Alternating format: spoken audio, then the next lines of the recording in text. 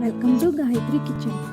ఇవాల్టి వీడియోలో హెల్దీగా పెసరపప్పుతో అట్టు ఎలా చేయాలో చూద్దాం. పెసరపప్పు బాడీకి చల్లదనాన్ని ఇస్తుంది.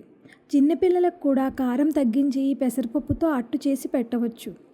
వేడివేడి అన్నంలోకి నెయ్యి వేసుకుని ఈ అట్టుతో తింటే ఆహా ఏమి రుచి అనకుండా ఉండలేము, అంత బాగుంటుంది. అయితే మరి ఈ అట్టు ఎలా సింపుల్గా చేయాలో చూద్దామా? ముందుగా 1 కప్పు పెసరపప్పుని ఒక బౌల్లోకి తీసుకోవాలి. ఈ పప్పుని 2-3 టైమ్స్ వాష్ చేసుకోవాలి. వాష్ చేసిన ఈ పెసరపప్పుని 1 అవర్ సోక్ చేసుకోవాలి.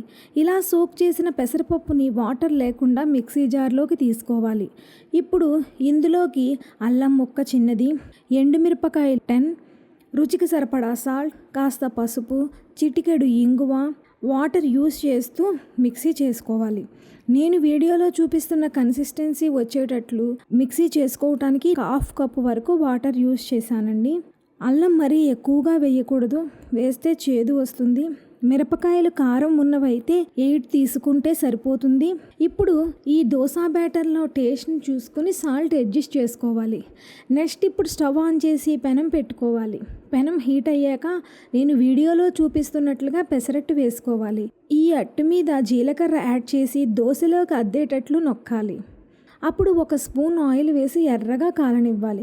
ఒకవైపు ఎర్రగా కాలాక రెండో వైపు తిప్పుకోవాలి. మంట మీడియం ఫ్లేమ్లో పెట్టి ఈ అట్టు ఫ్రై చేసుకోవాలి, లేదంటే అట్టు మాడినట్లు అయ్యి రుచిగా ఉండదు.